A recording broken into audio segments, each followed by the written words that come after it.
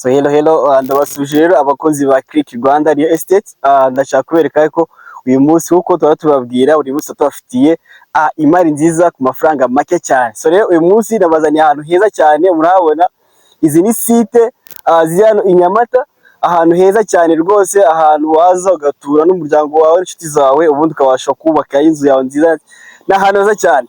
So rero aha hantu rero nk'uko kubabona ni ahantu hakaswe uyu munsi tuvugana, nibwo aha hantu ashyize ku isoko. Rero banka none aha ubundi uze tuguhereze ikibanza cya ku mafaranga make cyane, miliyoni 8,500,000. Rekaze mbereke ukuntu hameze. So rero ahangaha ubona nabazaniye ibibazo bitandukanye. Uyu munsi hari site cyashya chako ko iyi site itaza kugucika. Ahangaha ubona rero nk'uko kubibona hano harimo umuhanda, abakase umuhanda ngizi site. Isite iri ibibanza 19.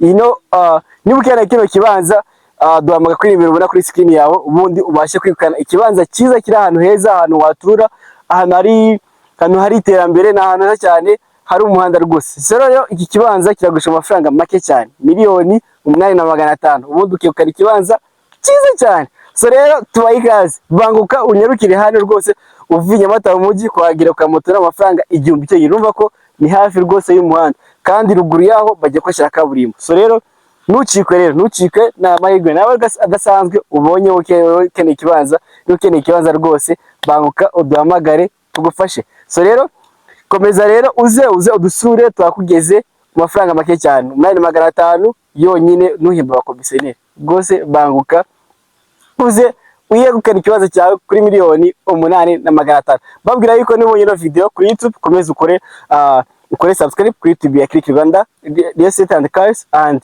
ushobora kudusura kuri social media zitandukanye nka TikTok, Facebook, Instagram, hose rwose turahari.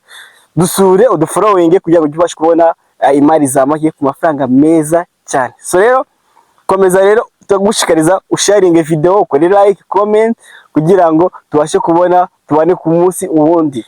So rero tubaye ikaze rero, mukomeze mudusure, muduhamagare tubafashe, murakoze cyane.